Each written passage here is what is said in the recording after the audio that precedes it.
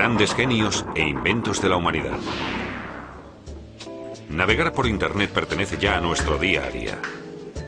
Información, juegos, operaciones bancarias, millones de datos se envían, se reciben o se procesan de forma constante. Y hacerlo resulta tan fácil que todo el mundo puede orientarse en esta red universal. La tecnología que lo hace posible es la World Wide Web, que es, junto al correo electrónico, la aplicación más usada de Internet. Y por muy increíble que pueda parecer, le debemos esta tecnología revolucionaria a un único hombre, un programador fantástico, Sir Timothy Berners-Lee. Sir Timothy Berners-Lee y la World Wide Web. Timothy Berners-Lee nació el 8 de junio de 1955 en Londres. Sus padres formaban parte del equipo que construyó uno de los primeros ordenadores controlados por programas, el Mark I de la Universidad de Manchester. Un día, cuando llegué a casa después del colegio, recuerda Berners-Lee, mi padre estaba leyendo un libro de investigación cerebral. Buscaba remisiones que pudiera llevar a cabo un ordenador, estableciendo el mismo tipo de relaciones y asociaciones que el cerebro humano. Y de esa forma, vincular cosas con una característica común, aunque aparentemente no tuvieran nada que ver unas con otras. Por ejemplo, el diccionario define caballo como animal del orden de los perisodáctilos, pero una persona puede asociarlo a una figura de ajedrez. Lo mismo pasa con el potro, que a su vez puede asociarse a los moretones de los años de colegio. Cuando los textos se enlazan de esta manera, hablamos de hipertexto. Tras la breve conversación con su padre, Berners-Lee se implicó de tal forma en la tarea que ya no abandonó en toda su vida la idea de conseguir que un ordenador generara hipertextos por sí mismo. En 1973, Berners-Lee comenzó sus estudios de física en la Universidad de Oxford. Allí fabricó con transistores, con uno de los primeros microprocesadores y con un televisor viejo, su primer ordenador. Cuando terminó sus estudios, Berners-Lee empezó a trabajar como programador. En 1980 se marchó 6 meses a Suiza. Allí trabajó en el CERN, el Centro Europeo de Investigación Nuclear. Al llegar Berners-Lee desconocía quién era el responsable de qué y qué programas informáticos utilizaba. Así que para hacerse una idea general creó su propio programa. Este relacionaba los documentos con los trabajadores, con sus proyectos y con el software que utilizaban. El programa examinaba si los documentos contenían palabras clave, y en ese caso, creaba enlaces en los puntos que éstas aparecían. En recuerdo del antiguo diccionario de su infancia, Berners-Lee le puso a su programa el nombre Inquire, verbo que en inglés significa informarse, investigar. No fue casualidad que el programa funcionara como un diccionario, con la remisión sí, en español ver, escrita al final de cada entrada. Los enlaces del Inquire llevaban a un listado de otros documentos con las mismas palabras clave. En inglés, los enlaces se llaman links, y como los enlaces del Inquire se basaban en el principio del hipertexto, se denominaron hiperlinks. Pero el programa de Berners-Lee solo se usó en los ordenadores del CERN y nunca se publicó. Sin embargo, fue la base para la posterior World Wide Web.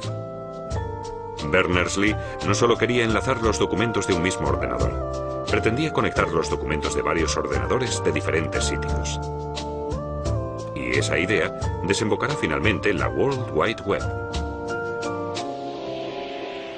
En esa época ya existía una estructura de red que vinculaba varios ordenadores conectados, Internet, que ofrecía el alojamiento ideal para la materialización de su visión. Los orígenes de Internet datan del año 1957, cuando irrumpió en Estados Unidos el denominado shock del Sputnik. Today, a new moon is in the sky, a 23-inch metal sphere placed in orbit by a Russian rocket. La Unión Soviética fue el primer país en lanzar un satélite al espacio. La sorpresa de Estados Unidos fue enorme. El gobierno estadounidense vio la necesidad de actuar. Ordenaron la aplicación de todos los conocimientos y la disposición plena de científicos de todo el mundo y sobre todo de militares para evitar más situaciones comprometidas. En 1958, el ministro de Defensa estadounidense, John F. Dulles, creó la ARPA, la Agencia de Proyectos de Investigación Avanzada para el Desarrollo de Nuevas Tecnologías de Comunicación. Paul Baran ordenó la creación de una red informática que, de acuerdo con las exigencias, funcionara aún cuando determinadas partes del sistema estuvieran inactivas. Baran vio enseguida que eso solo podía lograrse mediante una estructura descentralizada, pues en una centralizada solo existe un camino que va de A a B, con lo que si falla el nodo central, la información no puede llegar a su destino. Por el contrario, una estructura descentralizada permite desviar el envío por el punto C cuando el nodo central falla. Había nacido la idea de Internet. En 1969, mediante líneas de teléfono especiales, se cerró por primera vez una red informática entre 4 ordenadores situados en las universidades de Stanford, Utah, Los Ángeles y Santa Bárbara. La denominada ARPANET, la abuela del actual Internet. Los científicos que pudieron acceder en su día a esa red vieron enseguida su poder. Los datos se podían transmitir en cualquier momento desde ordenadores a gran distancia. Hasta 1974, ARPANET creció hasta integrar más de 100 ordenadores, algunos incluso de fuera de Estados Unidos. Por primera vez surge el término Internet. A partir de 1983, esta pasó a ser su denominación oficial. Pero el problema de esta red era que la utilizaban muchos tipos diferentes de ordenador. El que trabajaba con un sistema necesitaba muchos conocimientos informáticos para poder obtener datos de otro sistema. Los ordenadores tenían diferentes sistemas operativos y no se entendían, igual que ocurre entre dos personas que hablan idiomas diferentes.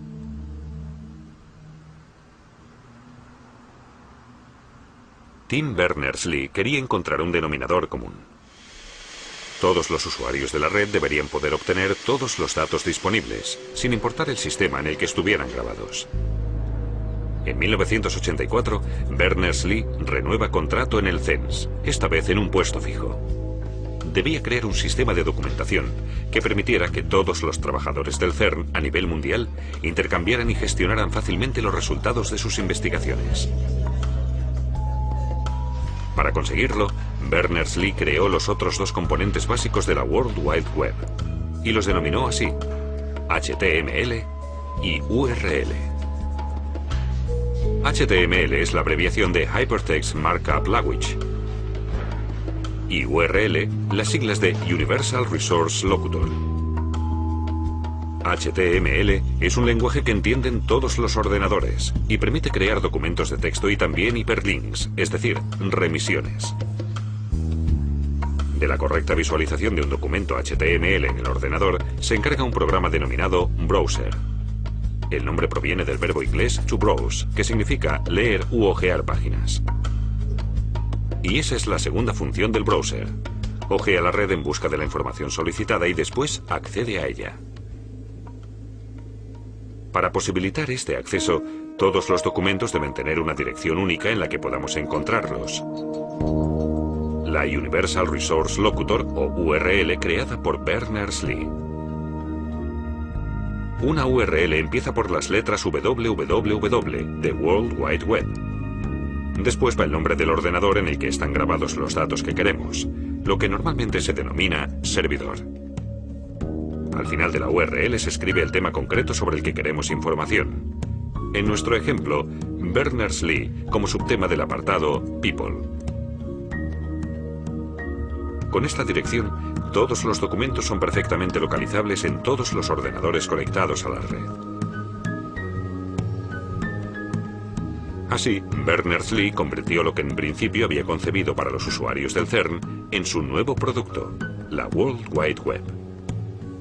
Su ordenador en el CERN fue el primer servidor de la red. En él se podía acceder a toda la información de la red universal. Con su publicación, Berners-Lee provocó una auténtica reacción en cadena.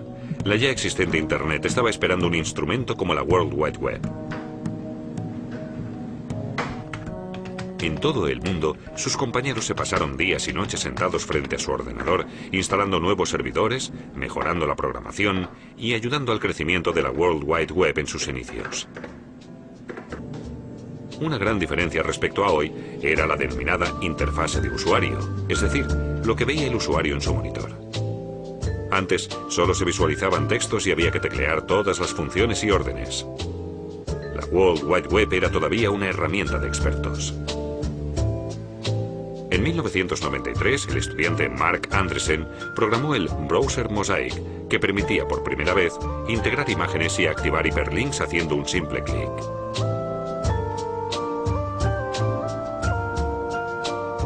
Un año después, su browser salió al mercado con el nombre de navegador. Su concepto orientado a la pantalla revolucionó la World Wide Web. A finales de 1994, el CERN se despide oficialmente del invento de la World Wide Web sin solicitar derechos de patente. La idea de una red pública no comercializada seguía siendo lo más importante para el instituto. En ese momento, empresas de software de todo el mundo empezaron a pelearse por la red, y 1994 fue el año en el que más negocio se hizo con la World Wide Web. Tim Berners-Lee no participó en este boom. Prefirió encargarse de los nuevos avances de la red universal en lugar de lanzarse a la arriesgada aventura de los negocios. Desde sus humildes orígenes a principios de los años 80, no ha dejado de trabajar en el desarrollo de la web. Desde 1994, el número de usuarios ha aumentado exponencialmente, de tal forma que en el año 2000 ya había 2.500 millones de páginas web. La tendencia sigue en aumento. La creciente oferta y el fácil acceso han cambiado notablemente nuestro concepto de la información. Si algo está en Internet, automáticamente se da por hecho que es cierto. Muchas veces erróneamente. Esta espectacular foto circuló mucho tiempo por la web, acompañada de la información de que estaba nominada a la mejor foto del año 2002. Pero se descubrió que era falsa. Se supo que era un fotomontaje y que tampoco estaba nominada. Esas informaciones falsas en la red universal se han denominado hoax, que en inglés significa engaño. Pero junto a estas mentiras ingeniosas, en la web también circulan mensajes falsos que pueden tener consecuencias graves. En algunos, por ejemplo, se solicita a los usuarios desde una página falsa que faciliten todos sus datos bancarios. La producción justo a tiempo, que gestiona todos los materiales mediante camiones, sería inimaginable sin la World Wide Web, así como la globalización con todas sus consecuencias negativas. Como consecuencia de la red, también podría surgir una sociedad de dos clases. Los que prefieren seguir documentándose a la antigua usanza pueden encontrar la información que buscan en infinidad de libros de consulta, o pueden no encontrarla a pesar de haber invertido muchísimo tiempo. Online, la búsqueda es más rápida. Solo la enciclopedia Wikipedia ya ofrecía a los 4 años de su creación más de 290.000 entradas permanentes y actualizadas. Todas ellas con enlaces internos a otros temas relacionados desde la A hasta la Z.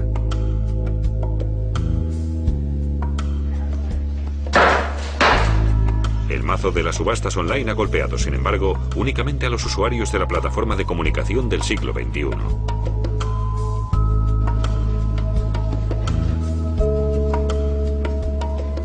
Su creador, Tim Berners-Lee, ha recibido premios estos últimos años. En julio de 2004, la reina Isabel de Inglaterra lo nombró caballero.